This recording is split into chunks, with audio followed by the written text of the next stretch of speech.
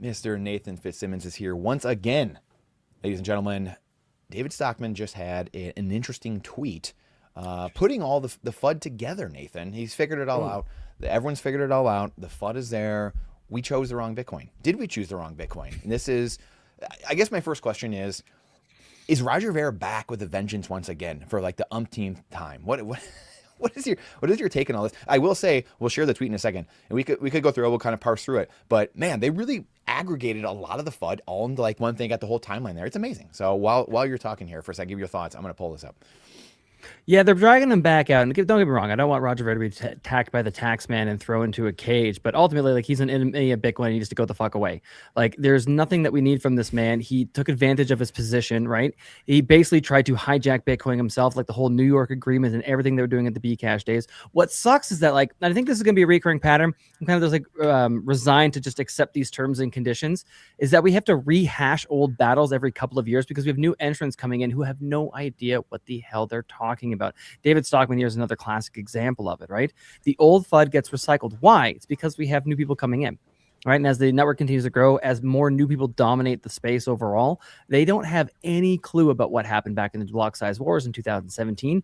And I would love to sit down with this man and just even ask him, please explain to me the difficulty adjustment and also tell me how the 21 million supply cap is enforced. Because I bet you, I have a sneaking suspicion he can't. So we have these idiots pontificating on shit that they don't even remotely understand. Again, he's conflating like scammers, like I'll even put it like Trump with Trump coin and like the US government trying to like jump on the Bitcoin bandwagon and use it as a way to get votes and possibly, you know, prop up the existing system or even just manipulate it for their own gains.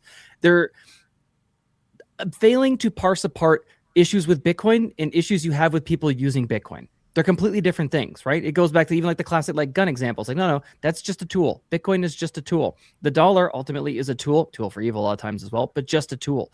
And it's so frustrating that we had to continue to rehash it over and over again. Now, Roger Ver needs to go away. I think this FUD is coordinated in some sense. Like, it really feels like it's being pushed out. Like, it's purposely being pushed out to suppress the price, which I have my suspicions as to why. But ultimately, like, I'm probably just going to have to weather the storm. It's going to get rid of a bunch of tourist people that don't want to take the time to dive into the tech to truly understand. Like, you should ask those questions. Like, okay, could Bitcoin be hijacked? Try and figure out how. Try and work out, like, if you were going to try and hijack Bitcoin, what would you have to do? Has somebody tried it before? Do you have an example of it? Like, as Simon Dixon clearly went over with me a couple weeks ago, week ago here. So Bitcoin has always been under attack. It will always be under attack, right?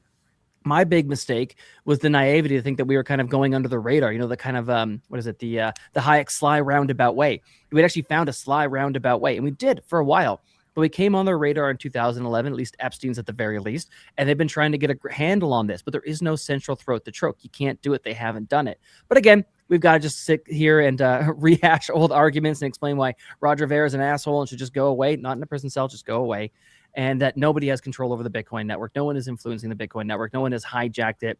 And this whole idea of like, we had this massive crash and we've all been misled. It's like, it's old recycled FUD. We're just coming back and rehashing the block wars again. Yeah. It's what it is, and it's endless FUD because a lot of people have a lot of Bitcoin still, actually, ironically. Yep. A lot of them have wealth. A lot of them have a lot of USD still, or whatever currency it is. They have a lot of fiat wealth and Bitcoin wealth, so they're able to try to, and again, we should probably pull up the Bitcoin chart versus Bcash or BSV or whatever it is, and it's just absolutely gone to zero in terms of Bitcoin. Yep. And at the end of the day, again, like the market's going to decide, the market's going to choose what's going on, and that's always going to be the case. And so, because again, we were just talking, Nathan just, had, well, I won't mention, I don't know if he wants to mention who he recorded today, but I recorded Parker Lewis today, and that'll be coming out soon here this week. And, he was just saying that this exact thing, like it's always going to be attacked. And yep. It's a system where the market will always be choosing what is happening with it, and it will determine what's going on. Because the miners, there's such the benefit, but more or less the injury it can cause you to choose wrong, or the game theoretical to choose wrong is there. It is very real, and that's what people don't. It's hard to see in the fiat system coming from this fiat system because there is no, like, again, I'm from Michigan, Southwest or Southeast Michigan, where you had the bailouts 15 years ago, 17 years ago. It's like, well, they're too big to fail, right? We have heard this term now for 20 years, like too big to fail, too big to fail. And so it broke the feedback loop. Well, it was broken a long time ago, but you have this world where there's no pain involved. People can just do whatever they want. And then the pain is spread among the masses, among the people. And the people that are doing the dumb things aren't incentivized to do anything intelligent. And so that's what's being broken with Bitcoin. And it's reverting society back to putting people on the same side of the table, consumers and producers. So it's a hard process to go through. And again, for people like you and I, or everyone, people that have been this for years, it still wears on you, and you're constantly just beating back FUD, and it's just like this endless game that you're trying to play all the time. So anyway, it's ridiculous. Like I want to ask David here. I want to sit him down and ask him, like, does he even realize that you can't push out an update to the network? Does he even know that that is a thing? Does he even have an idea of what like a node is? We talk about like Epstein funded the MIT devs who killed Bitcoin as cash. That argument I got to get into too, which is just absolutely stupid. But the idea is like, okay, even just let's say you get all the devs, you have them all completely compromised to doing exactly what you want at the harm of the network. Doesn't matter. Doesn't matter. It's a most audited open source code that has ever existed. You can just go through and look at the thing, and you don't have to upgrade. You never have. I know large Bitcoin companies in the space that are still running version 19 because they saw no reason to upgrade, and they're still running on version 19. And the argument for cash, man, I went and took a look before the live stream because it was driving me crazy. Like, one, have you never heard of Lightning or scaling, or even have any idea of how we can build out monetary systems and what exactly it's competing with, right? Because really, Bitcoin is coming down to like, it's like a wire, almost more in line with a wire transfer, or moving treasury bills, or moving solid gold, right? It's not competing necessarily with Visa. That's why we have Lightning and Arc and other things and eCash to maybe build on top of. But even then, like right now, right today, we don't have a problem with fees, right? I've been doing tons of on-chain transfers because I'm getting 1 sat per VByte. It's not hard to do. It's ridiculously cheap at the moment. I went and poked around. I was like, I wonder if I can find an interesting transaction even just to highlight. And I got one here that was in block. What was it?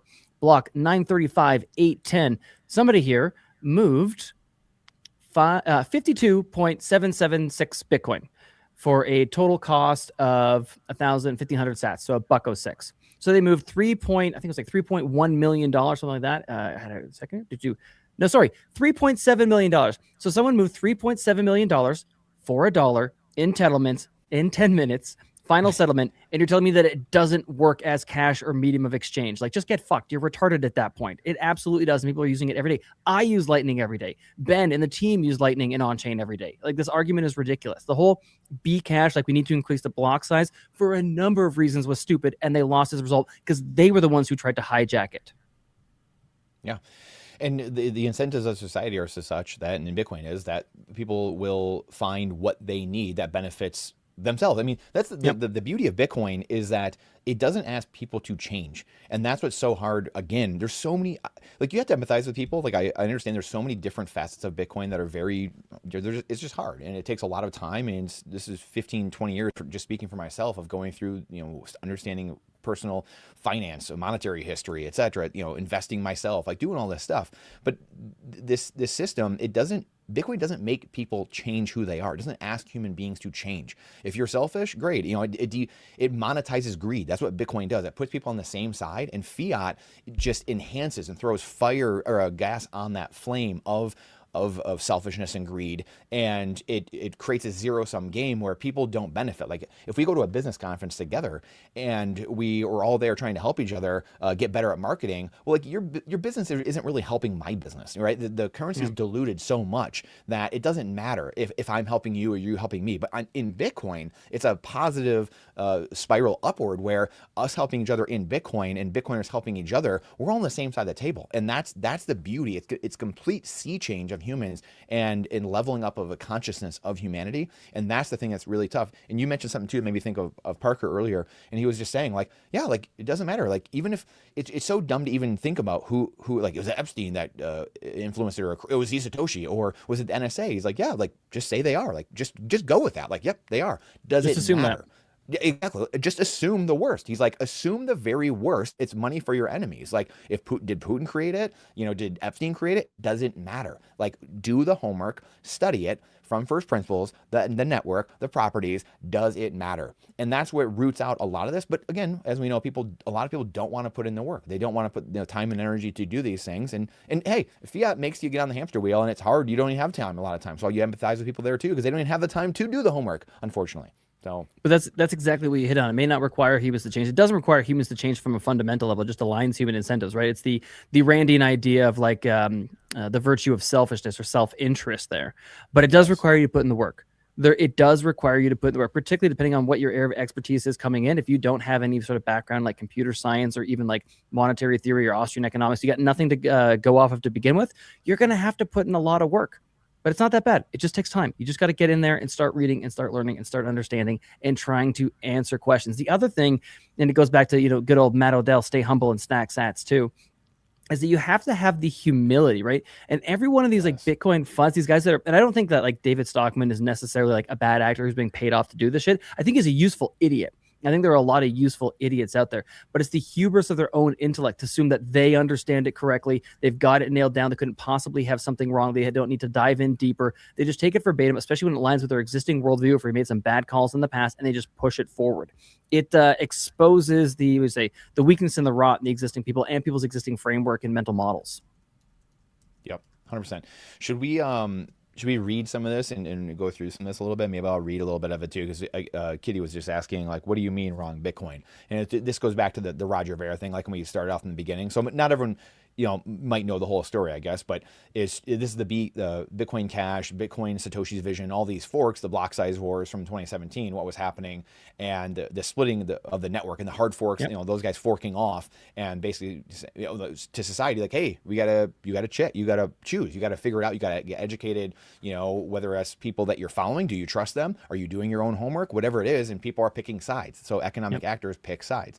And so that's what it's referring to. Like, did we choose, so going to the David Stockman thing, he'd put, in the sinisterness of it a lot of times is like the things that make something really sinister or really hard to decipher, like you mix in some truth, right? There's some things that are right mixed with things that are completely false or they're misleading or whatever. So that's where you see a lot of in here, like it seems very well written, and it's like, oh, all these things are kind of put together nicely. And some things are truth, or they have grains of truth in them, or whatever it is. So anyway, they're trying to weave together this narrative of, these guys are all working together. Epstein was working together, influencing the people. He either created it or he's influencing people that were the developers and the people in the back end, and they put the back doors in the code. And right here, repeal the Genius Act and slam the back door, shut down programmable dollars, kill the Clarity Act. Which again, this is where some of the truth comes in. Like, I think you and I might have talked about this the other day, like the Clarity Act, and I just asked Caitlin Long about this. I just asked Samson, and they all said the same thing. Like, yeah, I don't give a shit about the Clarity Act. Like, who cares? Like, we don't need it. We're Bitcoiners. And that was why I asked that, because it was like, Bitcoiners need to hear that. Like, the Clarity Act doesn't matter for us. It matters for shitcoiners. It matters for the Rogers Veres of the world, all these, scam ICO tokens, blah, blah, blah, NFT, whatever. Like, that's for them. And that's where the stalemate is. But, the Genius Act, so like some of it, yeah, like, why are we doing this? So anyway, we could go through this. I don't know if we need to necessarily, but just reading it, it's just, you're trying to make a case of, hey, this is, and there's someone else too. Dang, there's another one I got to find though too. And Let's pull some of it apart. That, or we can send him some angry letters. One of the two. I'm sure both would be a good use of our time. 100%. So let's see. All right. So Epstein knock it off. Let's pull it down. Let's do it.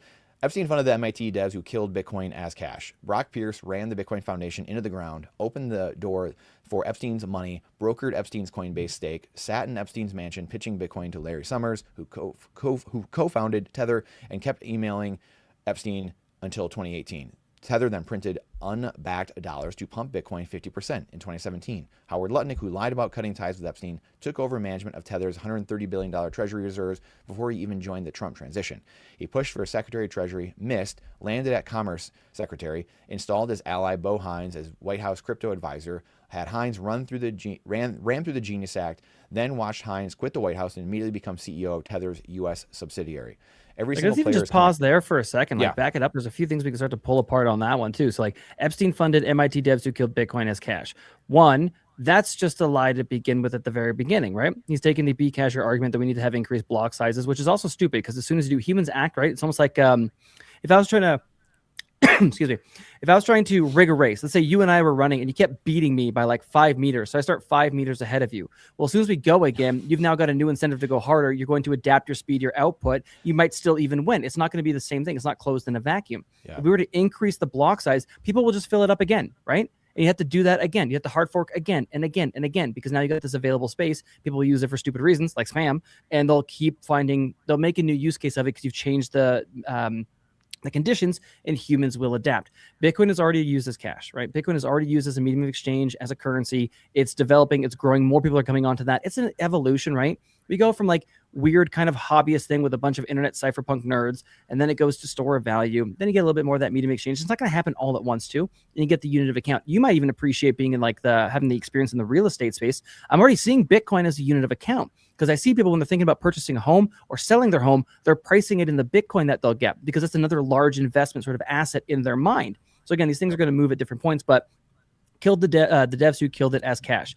No, we prevented the network from being hijacked by Bitmain and the exchanges and all the biggest players and Roger Ver, who wanted to hard fork, which, by the way, for anyone who doesn't necessarily know, the way to think about those two things is a soft fork is a constraint on the rules, so it's always still backwards compatible. So if I say you must be 5 foot to ride this ride, and then I change it to 4 foot. Well, everybody who's under 4 foot still meets the previous old rules, so it's still fine. Hard fork means that we're expanding the rule set, which is why we ended up having a split in the chain, because transactions that were coming through on now Bcash, that second token, are not valid on the existing network that continued on. But again, even Godit, he funded the devs. Okay, so he funded them. He could have expressly told them, I will kill you and eat your children if you do not do exactly what I say. No one had to run that code. No one has to run that code. The devs do not control Bitcoin, right? They're supposed to be like the shepherds and to guide it in the way that the community necessarily wants. But ultimately, anything that they do that we don't like, we can reject. And we're seeing that right now, even over policy debates, which you had Knots that I think was at 0.02% of the network, is now up at like 20 something. I think I've even seen it as high as 30, right? Which again is people voicing their displeasure with that particular client. I hope we get more Bitcoin clients in the future. But realistically, the devs don't control it, right? And then Brock Pierce, I think, is definitely overstating Brock Pierce's involvement or necessary there. Brock Pierce was a Hollywood actor who had allegations that were dropped because he settled outside of court. He very well could have been in the same circles as Epstein for a reason. I think he's got some explaining to do. But again, the Bitcoin Foundation was, again, Simon talked about that getting set up. Originally, it was companies that were the ones that were trying to fund the devs, and they tried to set this up, and people were getting mad because another centralized entity. It was just a supposed nonprofit trying to support Bitcoin devs. Again, we're dealing with a growing network, growing purchasing power. We don't necessarily have all the right answers, and you didn't necessarily even drive into the ground. You're going to have infighting, and things are going to fall apart, especially because people feel like there's a centralizing control. And we got Tether printed unbacked dollars to pump Bitcoin 50% in 2017. I don't think so. I'd have to go back and double check. I don't think Tether was necessarily doing that. Tether FUD has been along for a long time. Yeah, it's been right. Yeah. I think they've got the gold and dollars to back everything up. I don't know if they necessarily always did. But the other thing too is it's super revealing in terms of like David Stockman's mindset, is because in his mind, Bitcoin only succeeds or works if I can trade it for US dollars or US equivalents. I don't give a shit about Tether. Yes. It's not necessary to me. I don't go Bitcoin to Tether to trade. I stick in Bitcoin as much as is possible, and those options are growing every day. I have a network of people around me that will give me food. I got HVAC guys, plumber guys. I got carpenters, right? I can get beef. I can get produce. I can get wine. Like, I look to buy things directly in Bitcoin, never having to go back into the captured existing system. So the whole even idea that like Tether is a problem for Bitcoin, it's like, yeah, if you have to price it in dollars and you think that they're manipulating through like fractional reserve backing of Tether, which even at this point, I don't. So it's like moot point. Just because what you're pairing it with might be skewed off does not change Bitcoin at all. You stupid fiat fucks. Sorry for swearing. No, it's the one thing, again, keep the main thing the main thing. And that's, again, we go back to the properties of Bitcoin. Do 99% of the things matter? The things you hear about, the FUD, they don't, because the properties of Bitcoin will tell you that these things don't matter. But again, it's human emotion that gets in the way of a lot of these things. And so, like, again, the whole FUD with like in here too, which it's like, oh, it's got to be cash, and it was now it's not cash. It's like, what if Satoshi wasn't thinking of it being a store of value, which money has to be a store of value. So people want to gaslight you into thinking that it's got a peer-to-peer electronic cash. It's just got to be that. That's a currency. Currency is what we have today here in all countries in the world. The fiat currency that has no store of value, and it's just a currency, a current, like electricity trading between you and I. But there's no store of value. You are being robbed every day through inflation.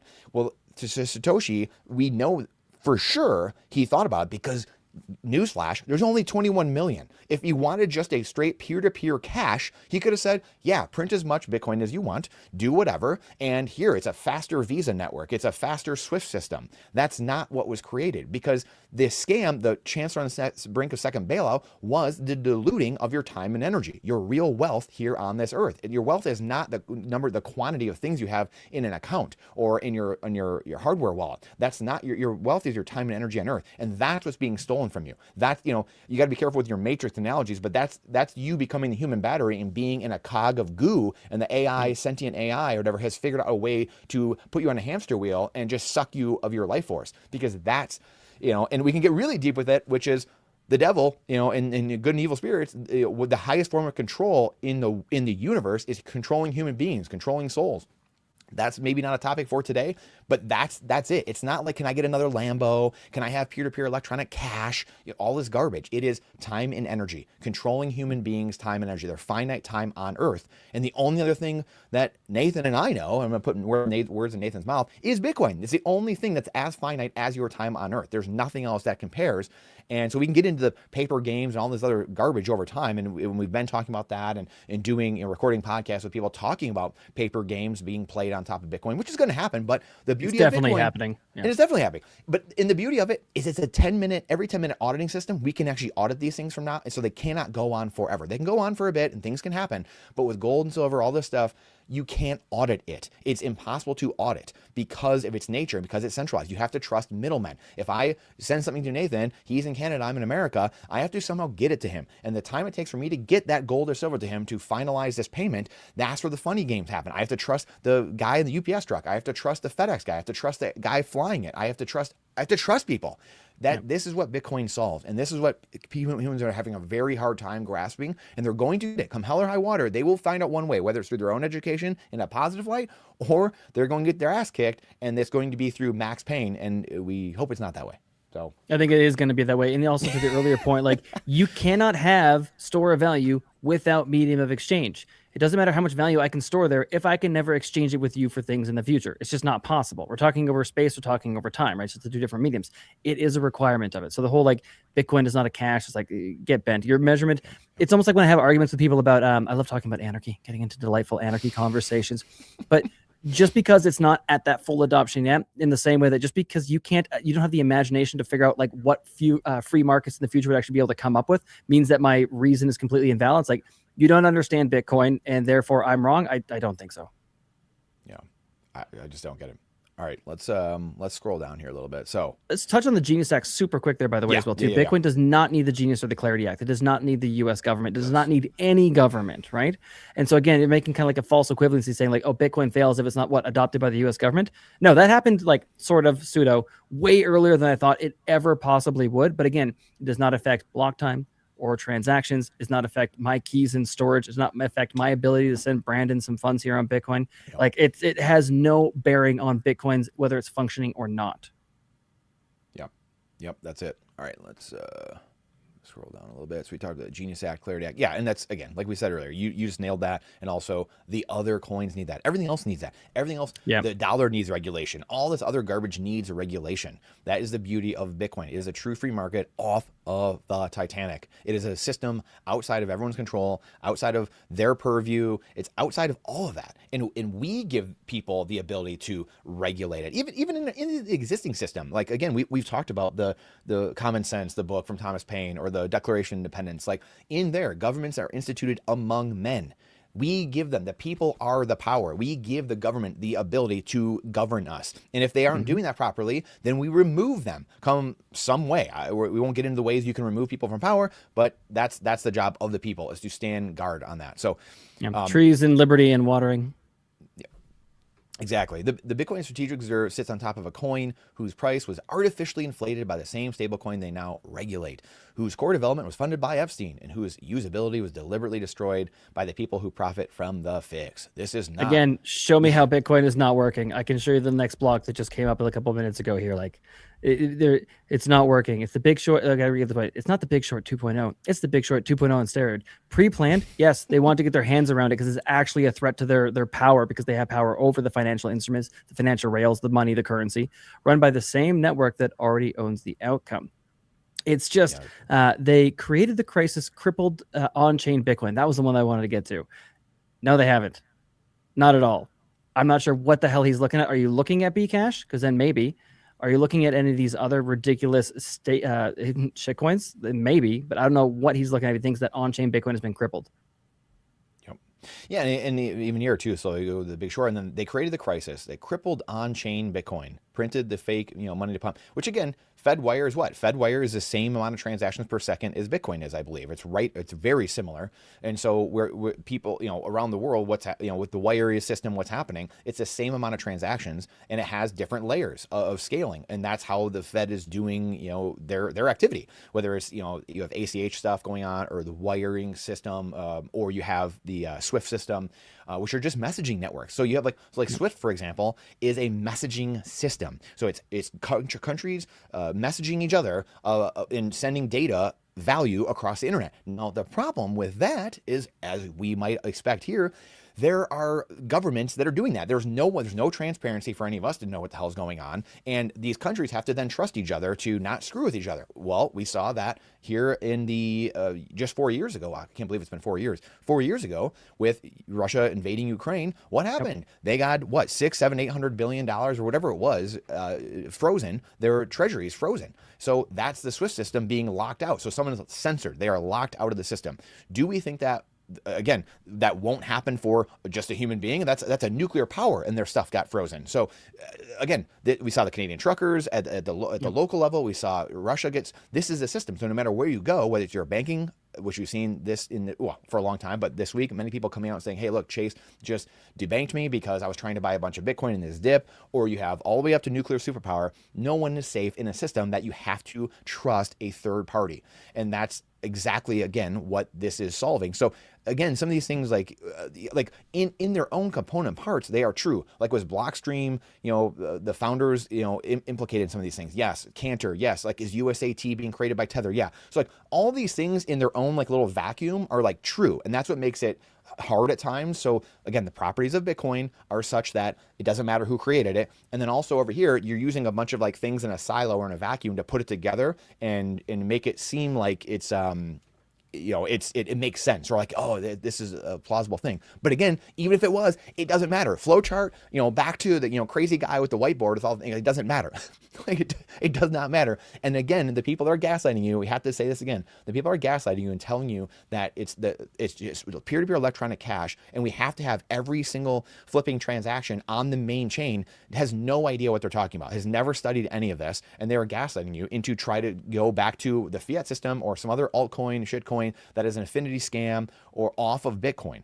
And because those systems are controllable, the attack surfaces are massive, they are not decentralized, et cetera, so anyway, so I'll let you go. I've been on my pedestal for too long here, but no, get on there, rant, get angry. It's good, right? We should get angry at times, right? Anger actually protects you from bad actors, right? It's an important emotion to key into every now and then. One thing I wanted to touch on, to the idea that fake money to pump it via Tether. If you debase Tether by basically having a fractional reserve for a stable coin, you're rugging Tether users. It doesn't rug Bitcoin users, right? You're not debasing Bitcoin. You're rugging the people that are holding on to Tether and causing a distortion. And that comparison in that, which is the dollar. Yeah, which is just the dollar, right? So again, that has no bearing on what's actually happening with Bitcoin. But it does if you're stuck in this fiat mind and you're looking to get into Tether, because all of a sudden, you can't get as much as you thought you could at this point in time because they were distorting the value. It has no value. It has no effect on Bitcoin. The other thing they kind of point out there too, which again, you got to play around these game theoretics. It's okay, if they were going to hijack or change Bitcoin, who do they have to get involved? How difficult is it actually to change the network? It's basically impossible, which is why even today, getting consensus, I think, is not really doable, especially in today's current climate. Even if you got all of the devs, you got all the current devs, that doesn't prevent somebody else from putting forth. It's an open source boardroom, right? Somebody else can submit code. So you'd have to convince all the devs, and then no one would have to put up a different proposal or spin up a different client version like Nostr or something else that maybe we'll get down the road as well too. You then have to convince all the node runners around the world to then adopt this voluntarily, even though it's potentially bad for them and no one's going to go through an audit. You have to get all the miners to then mine on that chain, on that client, if there was a fork that was resulting in this as well too. You'd have to get the exchanges to recognize that as the correct chain. It's impossible. There is no single jurisdiction There is no single person or group. There is no single country. There is no single company that you can target after. It doesn't matter. And again, that robustness comes from you also taking the time to try and learn and understand these things and running your own node and validating your own transactions. That's where that decentralized aspect comes into play. I've seen different reports. I'm not actually sure which one's accurate. I've seen like 30,000 visible nodes up to like 100,000 possible nodes out there. You have to convince each one of them to then download and run Epstein Bitcoin client version, which you're not going to do, right? It's never going to happen.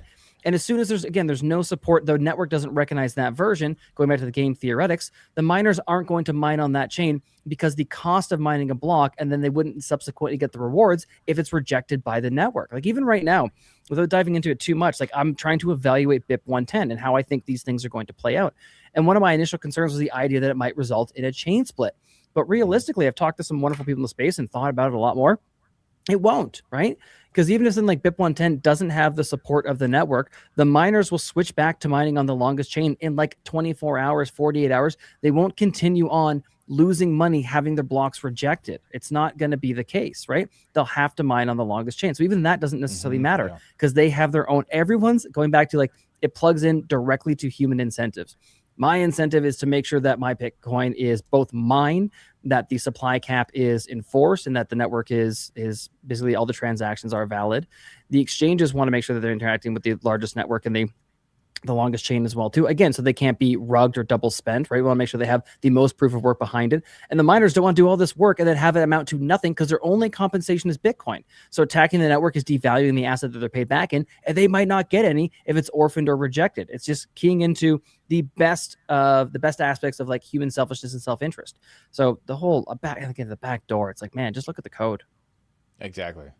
That's verify, right? This is the beauty of Bitcoin. It's verify. It's open source code.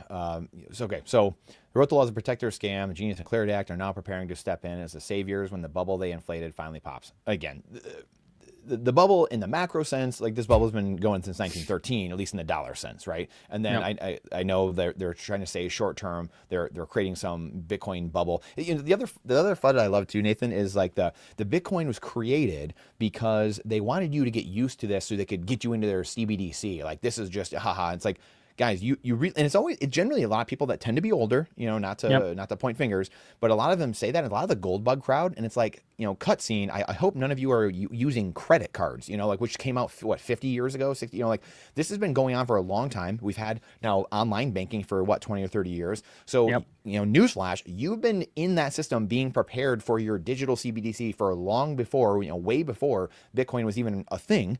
And then again, mind you, Bitcoin is the end of the road. It's not the beginning. People again think that Bitcoin was created like someone stumbled upon, like Ben Franklin stumbled upon electricity, and then all of a sudden like all these things were created and like we're going to find a better Bitcoin. We've been trying to find Bitcoin, or something like Bitcoin with the properties of Bitcoin assembled in the right way for decades.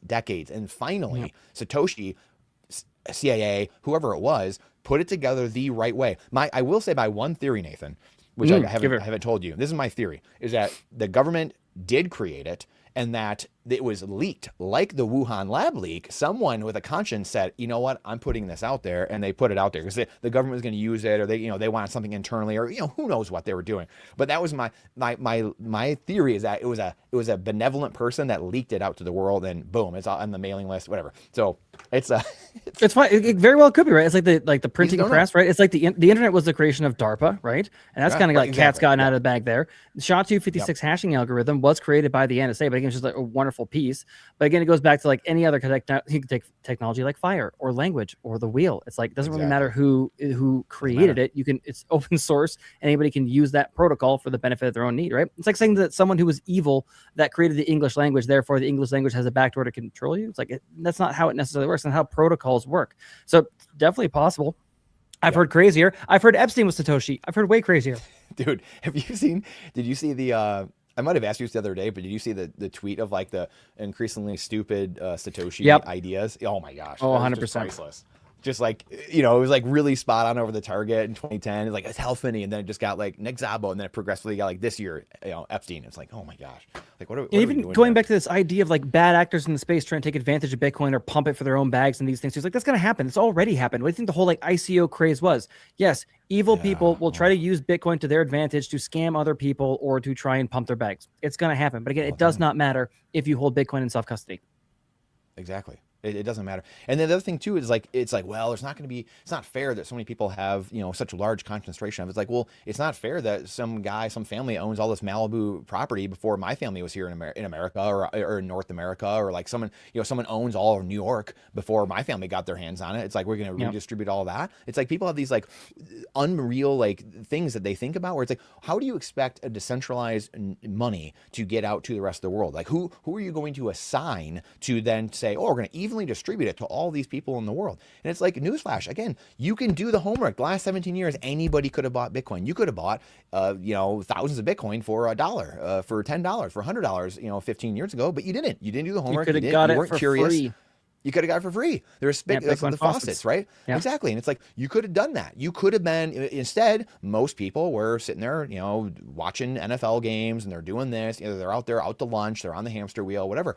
And that's just life. Life isn't fair. And so it's like, and then the beauty of Bitcoin is, it is not acquired. The only way it can be acquired is if you mine it or work for it. Real time and energy, life physics and life resources have to go into acquiring the Bitcoin somehow. It's not distributed by some benevolent ruler, or it's someone's at the government's going to give you some more. It's too big to fail. We're going to bail you out.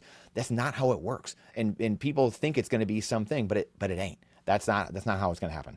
So no, completely agree. One of the things that I find most frustrating is, again, people talk out of both sides of their mouth, because they'll go, Bitcoin is concentrated only in the hands of a few, and that's a reason that it's scary and you shouldn't have it. And then the Bitcoin whales are selling and distributing their coins, and that's a reason that you shouldn't have it. It's like, okay, go ahead and pick one. Of course, like it is the only one that's had a fair launch, which is one of the main reasons that distinguishes it from all the other shit that's out there. Which, by the way, I was just reading that one line: shut down the Bitcoin strategic reserve immediately. It is built on fraud and serves as a distraction. He's right. I completely agree with that. Please do. Right. Shut it down. Give the rightful owners of that Bitcoin their Bitcoin back, because that all came from seized Bitcoin from criminal activities, right? I believe even some of the, what is it that's still in there? Like, there are people that have rightful claims on that Bitcoin. Get it out. It's built on fraud and serves as a distraction. I agree. I don't think that Bitcoin adoption comes from a top-down position. I think it comes from a grassroots movement, comes from a bottom-up. So, and that one, like, completely agree. You want to shut down the Bitcoin strategic reserve? Please, would love it. Please give those coins back to the rightful owners. Is it built on fraud and serves as a distraction? Yeah, I think it's mostly a political tool, and it definitely is a distraction. Yep, 100%. All right, so with fees, stakes, revolving door jobs, and permanent control over programmable money, we get every transaction tracked, every dollar programmable, and the last remnants of financial freedom erased under the banner of innovation and stability. This is not incompetence. This is conquest. What should we do? The Epstein Not files are use public. stable coins. Yeah, seriously. Not use stable coins. I mean, geez, the University of Texas study is published. The CFTC fines are on record. The emails are in black and white. Shut down the Bitcoin strategic reserve immediately. Kill the Clarity Act. Repeal the Genius Act and slam the back door on programmable dollars. It's like, yeah, of course, exactly. To your like, Sure. Get rid of CBDCs. Done. Like, Done. Should not happen ever, never. Expose every connection, name every name. And this is the thing that we all have to be careful of too, right? Like, we don't even know what Epstein files are real and what aren't. That's where, like, 100%. We get into a dangerous game of playing this. We're like, we're going to know all of it. And it's like, guys, again, this is the Ronald Reagan quote of, nothing in politics happens for no reason, right? Yep. So you could be being played over, like, again, I might have been talking about this the other day or the live the other day, but people like Candace Owens, or there's some different people out there, Tuckers of the world. There's a lot of people that are very close to being over the target. And so the powers that be like when people are close and they seem like they're on the right path to the masses, but they're not over the target, meaning they're the town over, so their bombs don't affect the target. And so that the real big problem is that people get into this, like, even though, like, again, Candace Owens, like, who we're going to find out who killed Charlie Kirk, or like what's actually going on. And there's bigger things at play, and she's trying to go down those rabbit holes. And you're going to have to do some praying for her, because she probably ain't safe. But The point is that you have mass distraction. We don't know who killed JFK. We don't know. We're not going to find out the Charlie Kirk stuff. But the problem is, why don't we find out? That's the question that Candace should be asking, is not who did this and what's going on. It's why aren't we finding about those things? And it's the follow the money analysis, as our friend Nolan Bowerly has been talking about for years, that trusting the experts, following the science, all these different things. That's not the analysis you should be doing. It's follow the money analysis. And when you have corrupted fiat currencies, you can't do a correct analysis on what's going on. And that's what Bitcoin lets you do. Like we were saying earlier, it puts people on the same side. It reignites or rejoins the feedback loop and fixes the feedback loops so that people can figure out what's actually happening, put people on the same side of the table, and we benefit together instead of, dog eat dog. Like I'm going to go, kill, because you can't have capitalism without capital. It's a completely debt-based system. So the capitalism is therefore by definition defunct. We don't have capitalism. It's late stage republic, managerialism, creditism, consumerism, like whatever kind of economic system you want to call it. Dude, a central bank was a key tenet of Marxism. Exactly. It's the fifth tenet. It's right here, dang it. I mean, I talk about this He all has the it right time. beside the My guns. gosh, like what are we doing? Have your enemies closer. Like what are we doing? It's plank number 5 in the Communist Manifesto. And this is not rocket science. And it's just so frustrating. And it's just, and I know people are like, cool down, like it's okay, stack sats and chill. But it's like, at some point, like you said, like you need some anger, you need something, to get a rise. Otherwise, we're just, you're led like slams to slaughter, as George Washington famously said. So. Nope.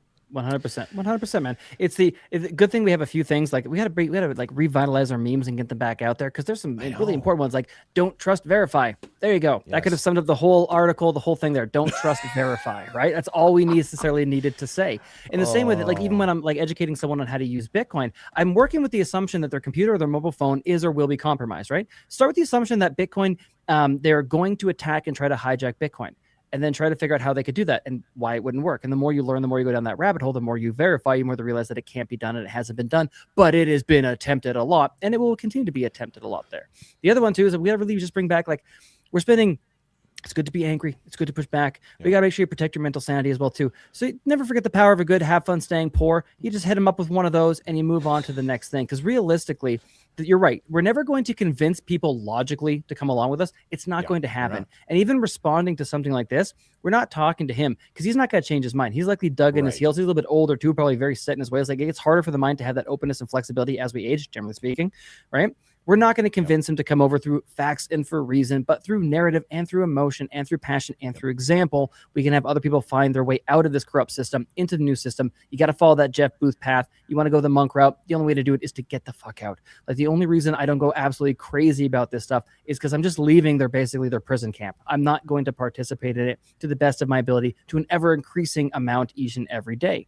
You set yourself free. The open door is there. We can show them where it is, but we cannot guide them through. It's not possible to guide them through. So, hit them up with a don't trust, verify, and have fun staying poor. Yep, 100%. It's and I got to read the end of this too, since we already got all the way to the end. We got so close. Every connection. I know. Name every name. And then I got to take this garbage off the screen and just put our mugs back up there instead. Support real alternatives, guys. Real alternatives. Privacy coins. Oh, there we go. There's he pumping his bags. Exactly. There we go.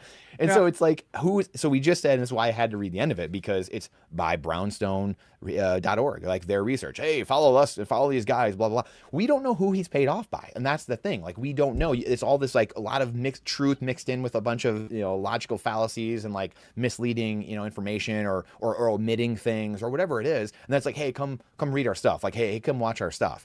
And so it's like, I don't know, did Roger Ver pay this guy off? Like, whatever. And that's where I go back to, like, the Epstein stuff. You got to be very careful of, again, just don't trust, verify. We have to be in this world of, taking things with a grain of salt, verifying what's happening.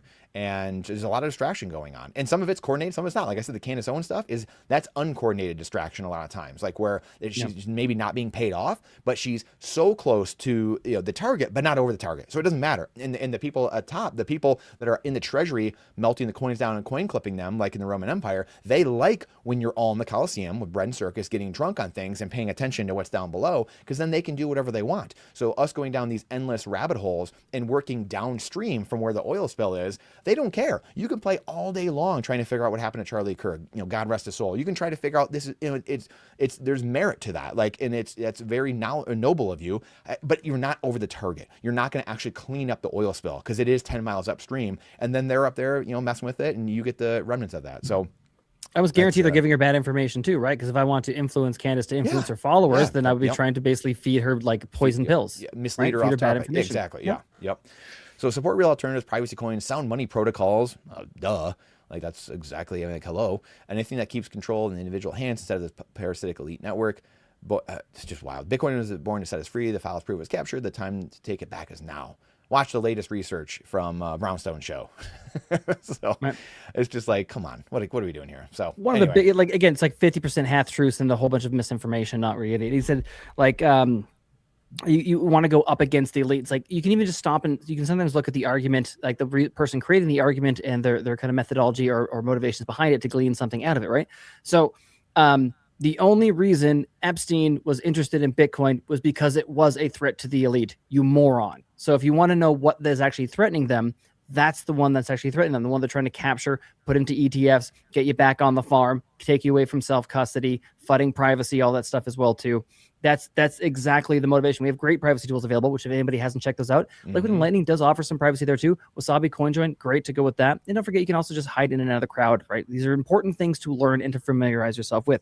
The other thing I want to hit, which I think you're so right about, speaking about like Candace Owens and distractions, and even right now too, is I'm reminded of the Occupy Wall Street and the Tea Party movement, right?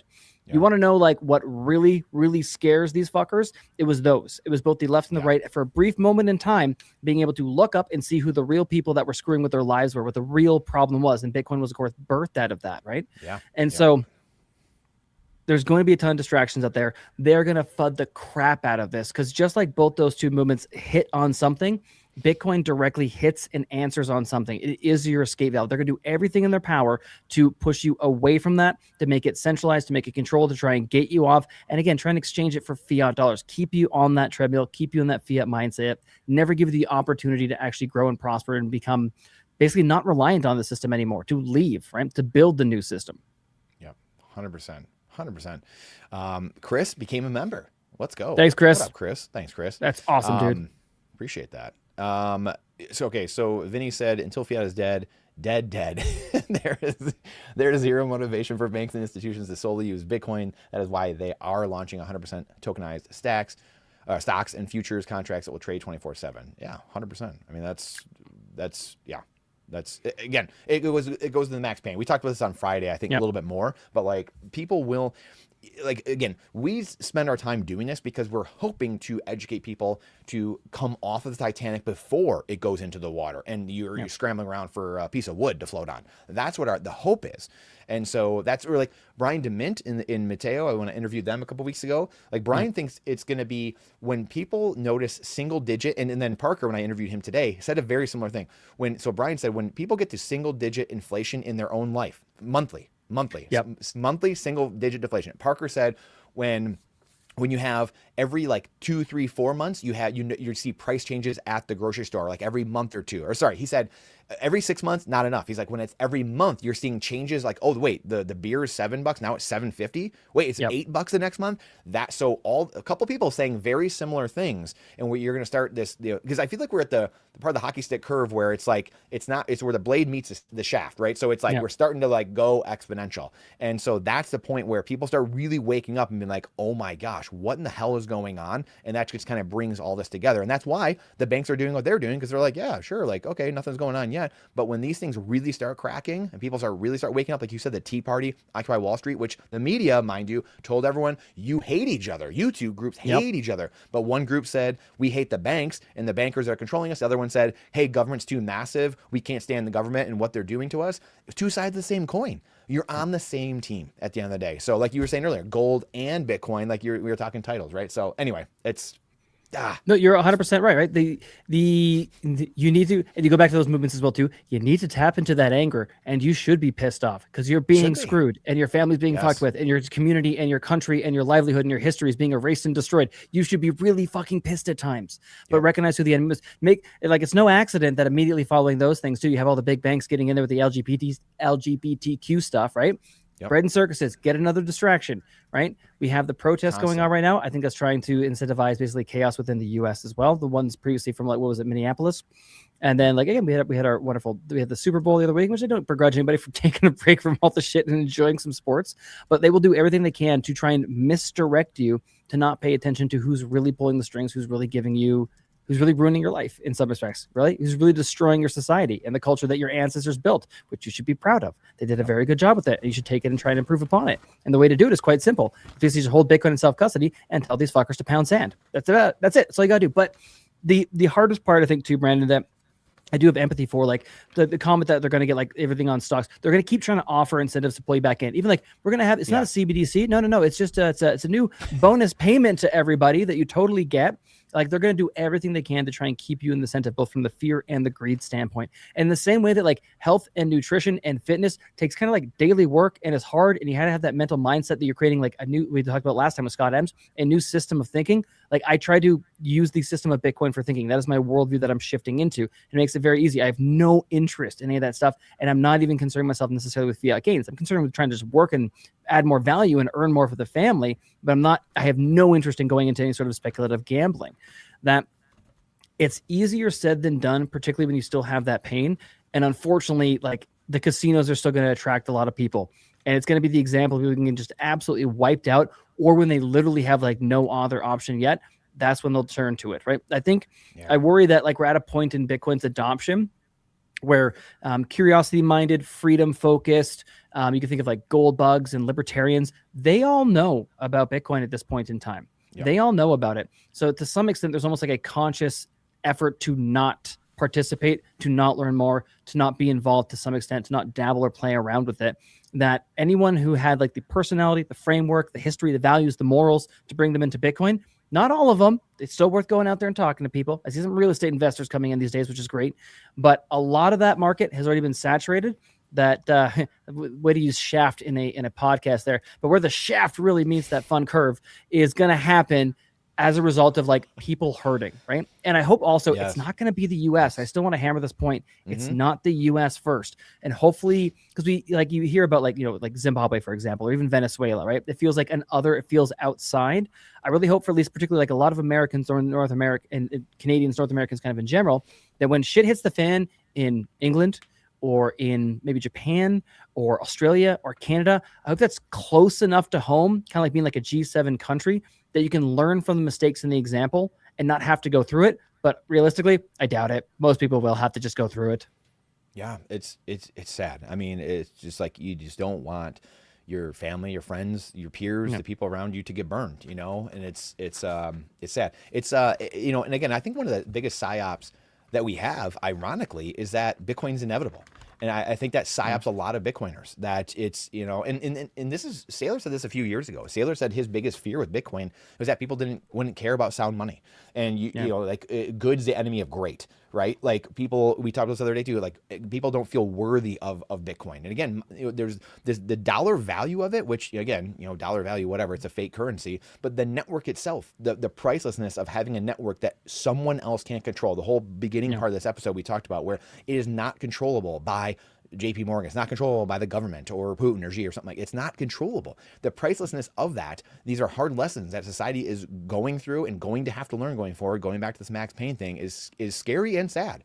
But the psyop is that a lot of Bitcoiners think it's inevitable and they can just sit back. I got my cold storage wallet and I don't have to do anything. And that's, where does that got in the libertarian movement though? Really, at the end of the day, like when you remove yourself from society, and taking the political part out, like were libertarians right in that sense? Like, well, they're right in the sense of like, would they be the direction they're going is the most right, but like limited government, no government, right? Like you and I Yeah. can have these conversations back and forth with like what's the best direction to go. But when you remove yourself from society, as the founding fathers, I forget it was Ben Franklin or somebody said like, hey, if you're not political, or maybe it was Aristotle and Plato and some of those guys too, like you will be governed by your inferiors. If you don't involve yourself in politics, you will absolutely be governed by the least among you because they have the most to gain. They are the ones that want to control human beings. They have evil, inside them, and they also have they're hurting. So that what do? They go to the people with power. So you're controlled by those two groups of people because you don't choose to involve yourself. The same thing can be said about Bitcoin. If you don't involve yourself, you will. If you don't tend your garden, the weeds grow up around you. That is just entropy. That is life. That's how this works. And I think that that's one of the biggest psyops that we have in Bitcoin. That's just inevitable somehow. I don't have to pay attention. I can just do whatever. I can sit back. And like you said, the Tea Party, the Occupy Wall Street, all these things, that's coming back. I mean, again, like we need to wake up and smell the coffee. What's happening in Alberta with you guys? Quebec's obviously been talking about this for a long time, but what's going on in Alberta is massive. People haven't looked into what's going on there. Obviously, you should. This is only going to speed up, and the acceleration, like you said, we're at this inflection point. It's only going to speed up and keep going. So the other thing I will say is the will of the people cannot be broken. This is also how the chaos and distraction, the evil one works, breaking the will of people. So people are resided to just like, what doesn't matter. And I'm guilty of this at times too, being too black-pilled or nihilistic, maybe not having as much hope as I should or whatever. And that's why I get angry. That's why I'll rile myself back up because it's like, hey, I need to know I'm living. Like, has my will been broken where I'm just sitting here and just like, I'm a blob on the couch or I'm just melted into my bed or something like that? Like, no, I'm going to get up and fight. Like I'm going, like we're going, we're proverbially grabbing the musket and like, we're out the door. Let's rock and roll. Yeah, dude.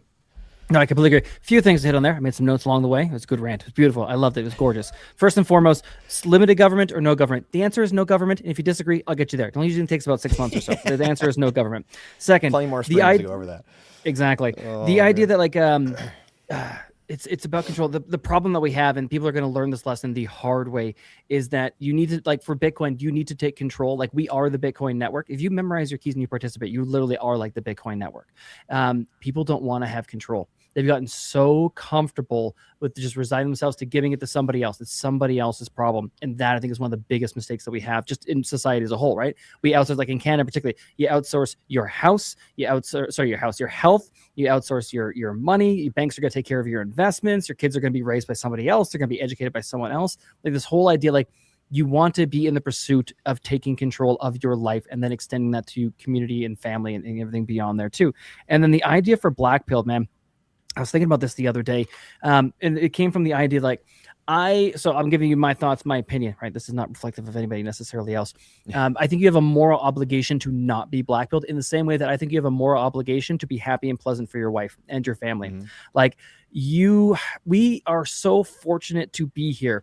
Like you are the male descendant of a shit ton of other male descendants who struggle through things so much worse than you that kept building and passing on, and they kept doing it. I think we have a moral obligation to continue our lineage. I really think we do. Like I enjoyed my life and I'm very grateful to be here. So I feel morally compelled to continue that and give it to somebody else. And in that same way, I think we have a moral obligation to not get black-pilled, to not give up, to try and better things, to try and improve things for our kids, for our families, to stay pleasant and upbeat.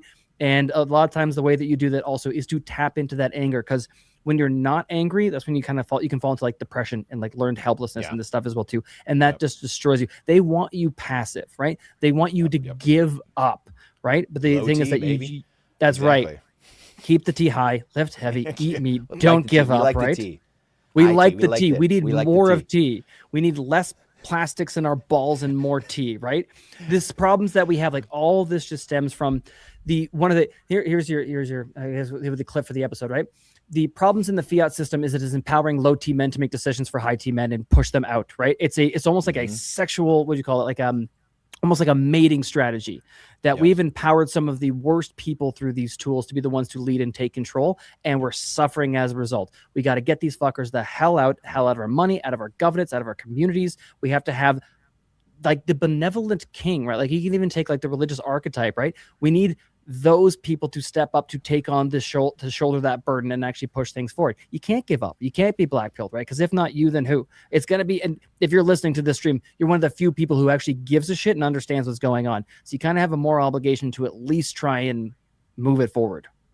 Yes. Very effeminate culture we have right now. And I interviewed Cameron McGregor like a month or two ago, and he's, you know, unknown in the Bitcoin circles for the most part. Incredibly smart guy. Went to the Yeah. U.S. Naval Academy, but he's really called a lot of these things. And he talks a lot about the Masco, or the manosphere, right? So he kind of Yep. mixes like macro, the manosphere with, you know, and he understands Bitcoin and very pragmatic thinker.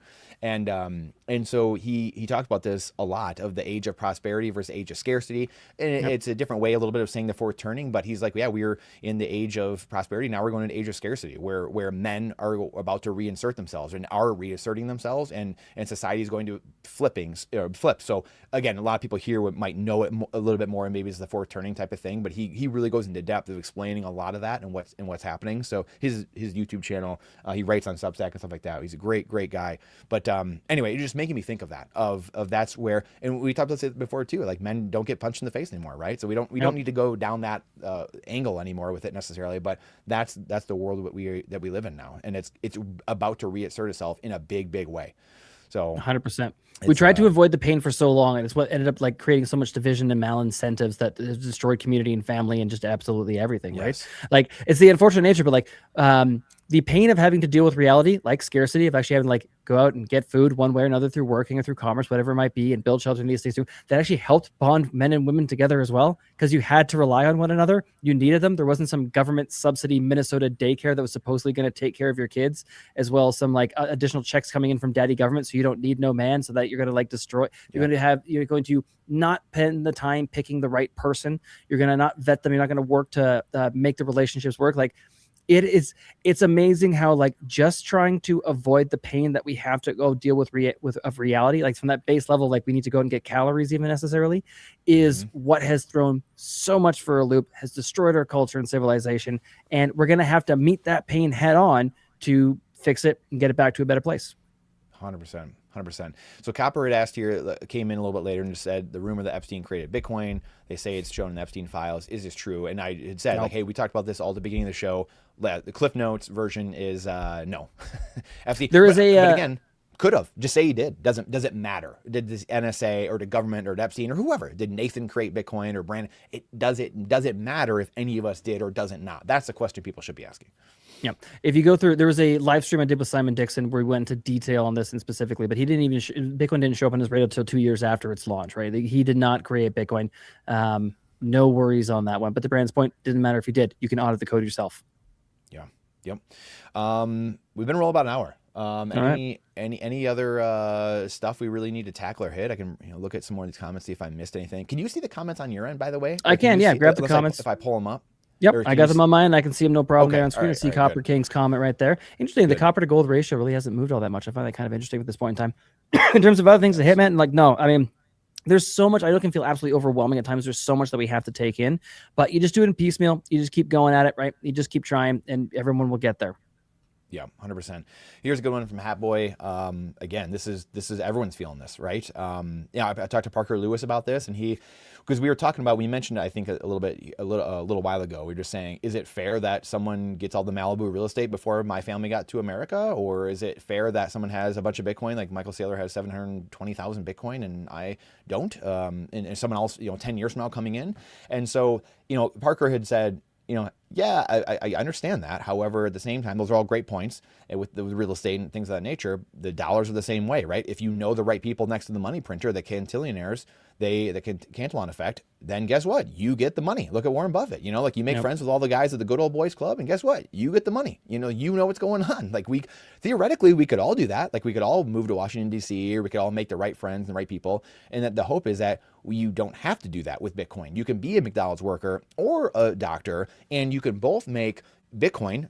Doctor makes 10 a year, and the McDonald's employee makes 1 Bitcoin a year. But if the doctor spends 10 Bitcoin a year and the McDonald's worker saves 0.1 Bitcoin a year, who's further ahead in 10 years? Well, the McDonald's worker would have 1 Bitcoin after 10 years, and the doctor would have 0 Bitcoin at the end of 10 years. So the McDonald's employee would be wealthier in 10 years then. And so that's where you start seeing this world that's completely flipped upside down. Those who produce more than they consume start winning in society, and it creates these feedback loops that help society. So another thing Parker said too was just, I'm the one taking the risk, right? Like I'm here early. We could have bought 17 years ago. We could buy today, but I'm taking the risk. like Hatboy says, our wealth dropped 50% over the last couple weeks or the last couple months, right? It dropped 50%. We're taking on that risk. Other people will come in later when it's a much more stable monetary network and things are just swimmingly going along, and society, the unrest in society has come down, standard of living has gone up, because a lot of people in the network, all of us here that are watching this and talking, we've built the network, right? We've helped educate, we've built the network. So the other people coming in later don't have to. They get to reap the rewards of that. They might not have as much Bitcoin potentially, but they get to reap the rewards of a better society, of a higher standards of living and lower civil unrest. No, 100%. First and foremost, one, you might actually have more Bitcoin than Sailor. I'm pretty sure all of it's custodial. So in that case, he doesn't really actually have any. It's important to point that one out. And to Hatboy's point here, I hope he wasn't using leverage when he says he lost half his bag. But in terms of just price movement right there, which again hurts. And trust me when I say that does go away. It really does go away over time. But I would say for anyone that's really feeling the pinch right now, that they're really feeling uncomfortable, it tells me just intuitively, and again, not financial advice, but just tells me intuitively, one of two things. It's either we're overexposed or we have a lack of understanding, and adjust both, right, until you feel comfortable. I want you to necessarily sleep easy at night, maybe push it a little bit harder, go a little bit harder on snacking as much as you can. But if you're like really exhausted, if you find yourself staring at the price charts all the time and you can't get away from it, and it's destroying your mental health, again, the only thing more valuable than Bitcoin is your time, maybe consider scaling it back, or better yet, try to like direct that energy into better understanding the network, the tools, the technology, and your conviction will match where it needs to be for this not to bother you at any point in time. If you needed that money shortly, dude, like I feel you. I had friends that needed to get some stuff and they can't do it right now. That sucks. But if you can weather the storm, hold on. I have no doubt of where Bitcoin is going. I have absolutely no doubt. In fact, I had a teaser for tomorrow. I'll be dropping an episode with Tom Luongo tomorrow. I even asked him directly, like, I don't think we're in a prolonged bear market. And he outright agreed as well, too. He doesn't think so either. I think that there is funny games going on behind the scene. They're trying to push down Bitcoin. And I think that they've been very successful in their FUD campaign and from liquidating, basically pushing the price down too. He has some suspicions that people were actually holding onto Bitcoin that may have been involved in Epstein file releases as well too, that kept that dry powder ready to try and nuke the price and dissuade people. Because it works, right? You see the price cut in half. You put out all this FUD.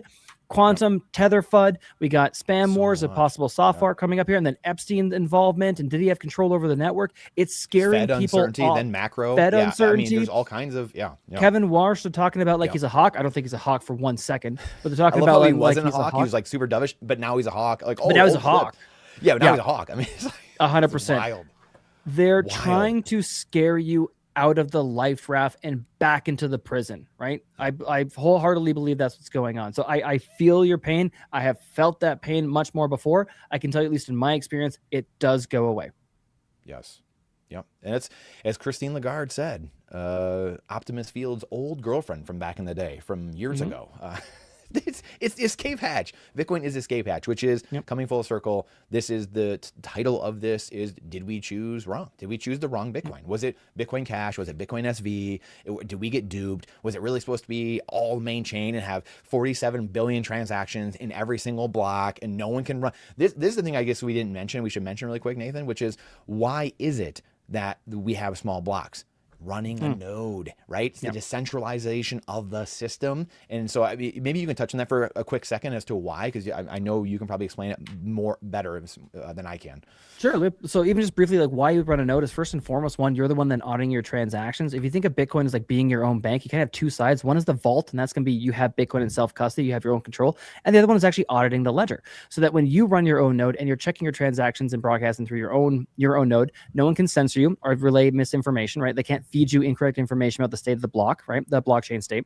And they can't prevent you from actually relaying your transaction message to the rest of the network. You know that you have Bitcoin because you checked by yourself. Every time you see your Bitcoin balance, it's connecting to someone's node. Now, realistically, if you're using like Bull app or Nunchuck or Blue Wallet or any of these guys that are connecting to like a company's node or a publicly available node, you're probably getting the correct information, but technically you're trusting them. You're also then sharing a little bit of information because they can see your computer is requesting information from their computer, which is basically like a server, which is their node. So that's one of the main reasons, is that you're the one that actually has control. You know that you have Bitcoin, you're auditing for yourself. You also get to set the rules, right? And if you have any input, or if you degree which version of the code that you want to run, you believe is accurately enforcing the rules, it comes into play in that sort of a sense. And I think those really are like the big takeaways. You get a bit of privacy. You're the one actually auditing the ledger every 10 minutes. Every time a new block comes in, you've checked. When you have first get your node and you set up, you have that initial block download. It takes forever to do. Why? Because it's going through the entire transaction history, verifying every single transaction that has ever happened. And then once you're getting one every 10 minutes, then you're good to go. In terms of the block size count, like why do we have small blocks? Well, there's a few things there, and like why do we have 10-minute block times as well? Is there are physical constraints, right? If we have large blocks, then that's more data that the computer has to store and then maintain and go through, and it's going to have more computing requirements. We want to keep that as low as possible so that we can run this basically on cheap hardware. You still can run a node on like a Raspberry Pi. I don't recommend it anymore. It's gotten a little bit with UTXO bloat, pushing those boundaries just a little bit. But an old laptop, a cheap, like refurbished, like mini business PC you can get for a couple $100, these things can run, and you can have your own copy of the ledger, verify everything for yourself, and have that additional layer of privacy doing it too. And even things like the 10-minute block time is because it actually takes time for information to propagate across the whole network, right? We can't have fast blocks because you need the time for the network to come to consensus on what the current chain state is. It has to actually propagate. Electrons and stuff takes a little bit of time to move across the world and let everybody else's computer know about it. Like even at the current state, you can actually broadcast blocks via like CB radio at this point in time. It's doable. You barely come through in terms of like data throughput, but it's still totally doable. And that's where that decentralization aspect comes in. And even furthermore, Brandon, because this one always like really bugs me too. Mm-hmm. Let's just assume that we were wrong, that we should have increased the block size, right? We can. We always can. Like if we need to hard fork in the future, we could. You would just have to come to consensus. It would have to be something that is actually voluntarily adopted by the network because we believe that is the correct direction to go. Like even when they bring up like quantum FUD, it's like, doesn't matter. This is a computer program. Is it very hard, next to impossible to get consensus? Yes.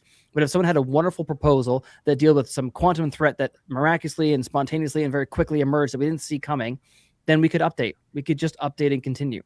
We have the ability to voluntarily participate in the version that we think. So all wonderful things to keep in mind. It's also a great learning tool too. If you're here, Bitcoin's done well for you, you're interested in it, I highly recommend even just making it a weekend project. If you got an old laptop or something kicking around, it's a great way to further your conviction by better understanding what's actually going on under the hood.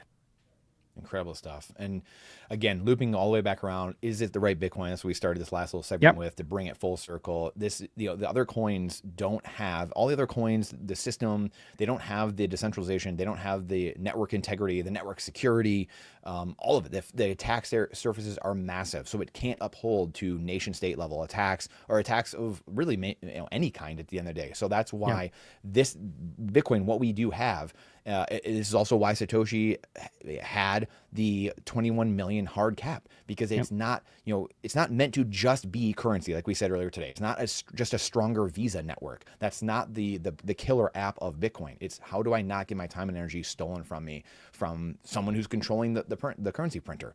So that's huge. The 4 phases of money. Dr. Jeff Ross, sorry. I know he wants to drop the doctor thing now. He's not a doctor anymore, technically. So the 4 phases of money, he'd always say this for years. It's collectible, store of value, medium of exchange, then unit of account. So money generally goes through these phases, just like Bitcoin builds in these layers. It takes time for it to work through the system. And like someone said earlier, Bitcoin is not being used by the average person globally across the earth. Of course it's not, because of the things we talked about today, mainly the FUD, the sentiment, max pain's not totally there yet. A lot of things kicking the can down the road. We're messing with rates, too big to fail, spreads the losses among the people. But eventually we get to this point, again, the hockey stick curve, the inflection. And people are getting angrier and angrier. We see what's going on in America. We see the separatist movements going on in Canada. These things are happening, and at a day-to-day basis, it doesn't look like much is happening. But when you really zoom out, you realize, holy cow, like this thing, it's only been 17 years of this, Nathan, right? Like for Bitcoin, like it's wild how fast things actually are moving. We want it to happen tomorrow. We want fixes now, but we need to learn our lessons. These things take time, and we need society needs to learn more lessons, needs to really stick. And we need to fight. Like, if it's not just going to happen overnight in the sense of like, we got to put the work in. We got to put the proof of work in. So that's just how it works. Any other last thoughts? I was going to say, don't forget that like the adoption and the growth of the network, it started with just one person. And humans are really bad at observing exponential growth as well, too. I forget what the exact numbers were, and Jeff Booth hits on this a lot too. He'll talk about folding a piece of paper, right? But I remember using a similar example. They were talking about like if you had one drop into the Colosseum, and then 2, and then 4, right? And it doubled with each period. How long would it take to fill the whole thing up? Yep. And the thing that people forget is that if it's, we'll just say arbitrarily on number 100, if it's full, that meant on number 99, it was half full, right? This thing will have that gradually then subtly moment because it is growing. But even if it's growing at an exponential rate, it basically looks like nothing for the longest time until it just rips and takes off. So I understand that not like every store is accepting Bitcoin right now and not all your friends are using it. It's become the complete norm. It's probably going to be more of a generational change. But when it happens, just like internet adoption, man, I still remember all of that through dial-up and all those phases. Now it's just like ubiquitous and everything. And what my phone can do is just unbelievable compared to like what my computer could do when I was just a kid. And so it may look like it's not happening, that it's not moving in that way. It is. And if you go and try and look for it, you try to find it, you can see pockets where it's popping up all over the world. Yep. Incredible stuff. Truth is often stranger than fiction, so maybe we're right in some ways, not exactly how we imagine, but similar. Yeah, so true. Yep. And last one's here. Wouldn't increasing the block size mean BCH was correct? Yeah, and that's what. Oh yeah, I'm just saying it's like hypothetically, if we learned that we were wrong and that was the correct way to go, then we could do that, which I don't think will ever be necessary or the case. Like even just a quick side note, looking at some of the proposals for quantum resistance. If again, I really don't think that is a major threat. That FUD's been around since 2011 as well too, if I'm not mistaken. Right, it's the same as Epstein trying to get in there. But even like quantum, the current proposals for quantum resistant addresses would basically half the block space because you have more information going into each transaction, which again, I'm not opposed to. I think that we don't necessarily like. We have infinite block space over time. I think only large transactions are what's going to end up being on chain, and we will move to Lightning and Arc and eCash and other things on top of that. I think if you're one of the crazy if you're one of the crazy psychopaths who actually has control over their UTXOs and knows what that is and sends a on-chain transaction, that'll be like 20 years from now, like you were just doing your own personal wire transfers. It'll be unreal that most people will not adopt Bitcoin probably on main chain. They probably will be on a higher layer. And it goes without saying maybe, but it's just the FedWire thing. We brought it up today, Swift, FedWire, all this stuff. Like most people aren't using FedWire on a day-to-day basis, right? They're using credit cards, using layers way up above what's many. Exactly. And so the beauty is Bitcoin will scale in these layers. Bcash and all these different proponents, these different affinity coins, we're trying to do all of it at the same time. Long story short, they're trying to like make it all happen at once on the same layer. That's just not how technology works. At least if you want it to work well, scalable over time, and be secure. so anyway, do one thing really well, which is be money, because we didn't have money, right? Do one thing really well, and then we can build up from there. It's incredible stuff, Nathan. Always amazing doing stuff with you. Incredible shows. We just put out Caitlin Long's show yesterday. It's getting a great feedback, great comments. Go check that out. Wonderful great episode. With help from Nathan, the man himself. And then Nathan's putting out tomorrow, Mr. Tom Luongo on the BTC Sessions channel that you're running there. So amazing stuff, brother. Appreciate it. Look forward to doing this very soon. Sounds good. Later, pal. See you guys.